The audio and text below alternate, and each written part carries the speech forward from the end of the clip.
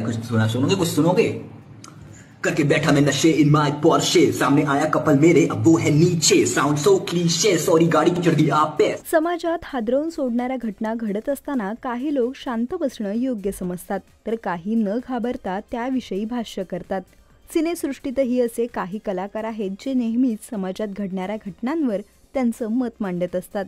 काही दिवसांपूर्वी पुण्यात घडलेल्या पोर्शे प्रकरणाबद्दल ठिपक्यांची रांगोळी फेम अभिनेता चेतन वडनेरेने भाष्य केलं आहे। चेतनने सोशल मीडियावर नुकताच व्हायरल झालेला रॅप गातानाचा व्हिडिओ रिपोस्ट करून त्यावर "मला नाही वाटत याला जास्त कठोर शिक्षा होईल, खरं तर झाली पाहिजे। पोलीस आणि न्यायव्यवस्थेबद्दल मला काही बोलायचं नाहीये, नाहीतर याला सोडून मला जेलमध्ये घालतील"। चेतनने 9 तासांपूर्वी हा व्हिडिओ त्याच्या सोशल मीडियावर पोस्ट केला होता। तर हा व्हिडिओ व्हायरल झाल्यानंतर पुणे पोर्श प्रकरणातील आरोपी वेदांत अग्रवालच्या आईने एका व्हिडिओ मार्फत हा व्हिडिओ त्यांच्या मुलाचा नसल्याचा दावा केला आहे। कुछ सुना सुनोगे, कुछ सुनोगे?